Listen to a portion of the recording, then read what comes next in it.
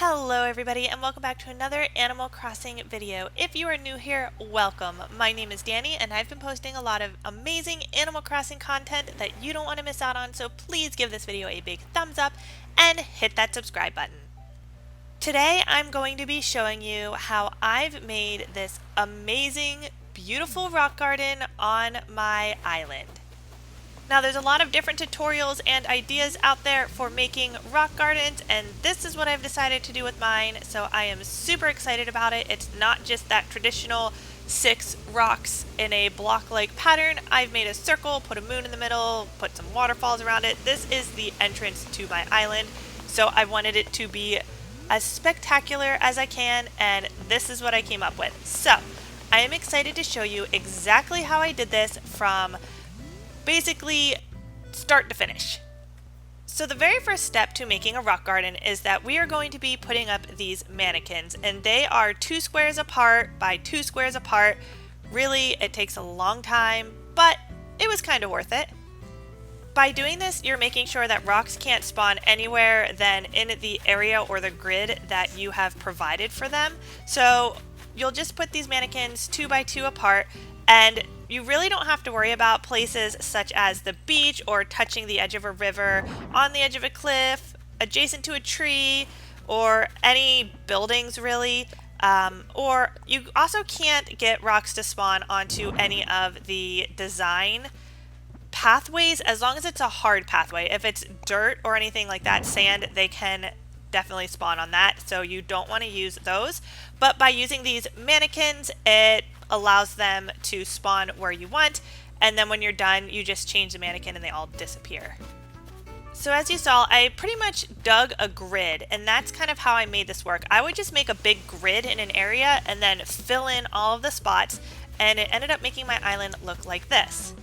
Now, even though it can't spawn on the beaches or next to buildings, I decided to go ahead and put mannequins there anyways, just in case.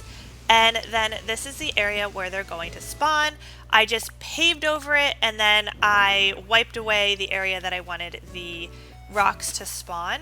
And that's kind of how I came up with the layout. They can be that close together. Any closer together than that, they will not spawn, but they can be 1 tile apart from each other.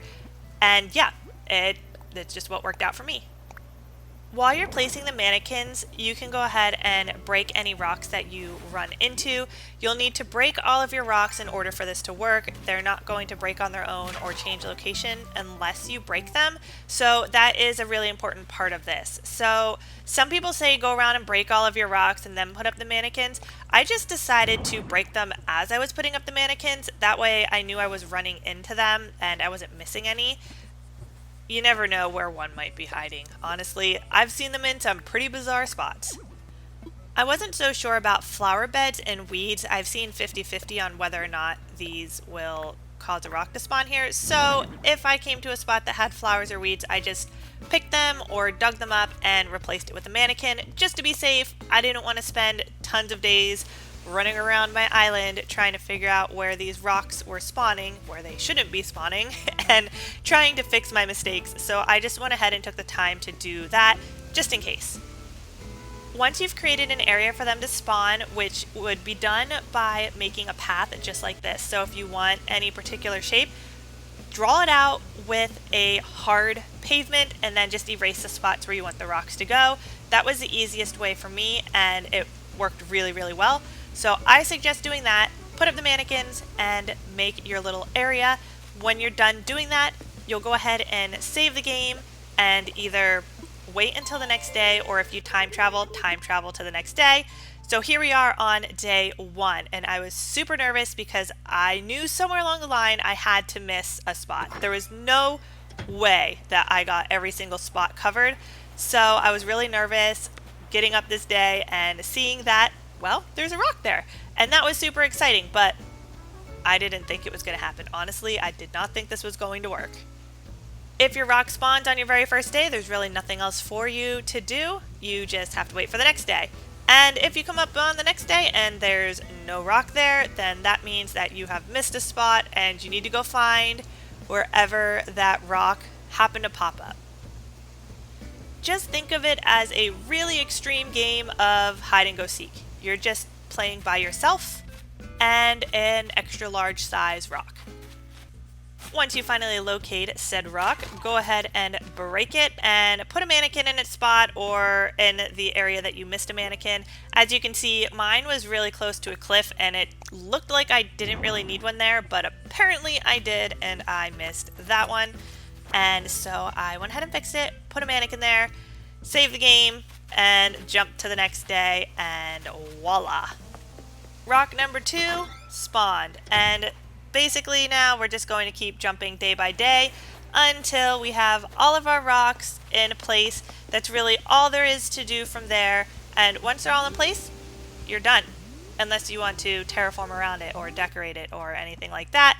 Once you're done with your rock garden and everything is in place, you'll just go into your design tool and change the design that you used on the mannequins and they will all pop away. Another fun tip is if you've already designed on your island a lot, you might want to go check your island rating because sometimes doing this can actually bump your rating up to 5 stars and you can get the gold watering can before you delete all of your mannequins. That's how you get the rock garden there. So for the terraforming, if you are interested in terraforming around it like I did, it can take a little bit of time and troubleshooting, but I'm going to tell you exactly how to do it. That way it can save you a lot of time.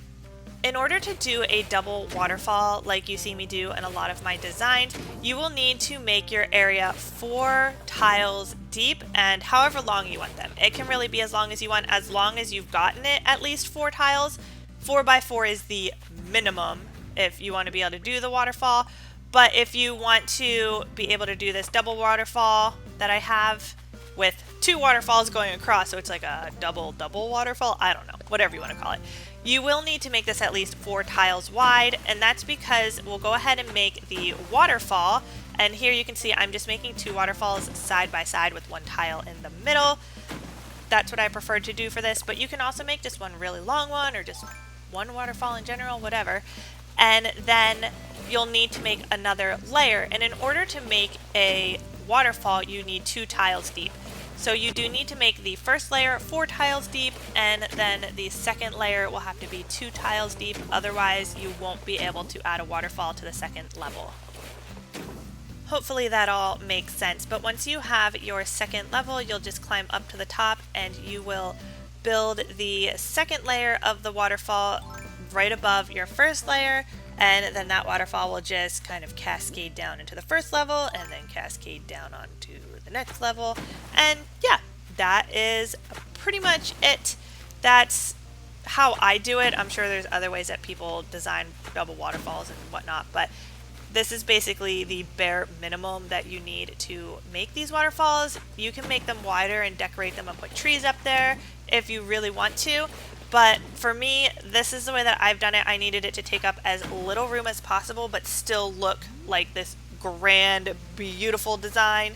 I went ahead and did this on both sides and in the back.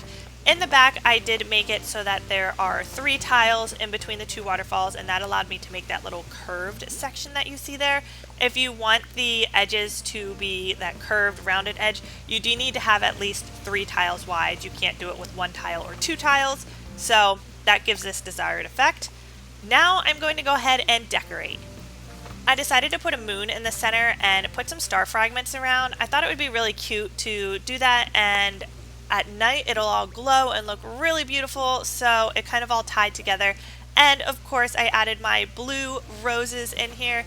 You guys know how hard I worked for those blue roses if you watched my blue rose video, and I need to show them off. They are the only flowers on my entire island right now. I'll get some more later, but I needed to show off my blue roses, so I thought it was the perfect opportunity to display them. Along with the blue roses, I went ahead and I purchased some white rose seeds, and I'm just planting those around the top layer and here and there just to add a little bit more color variation and some more flowers up there.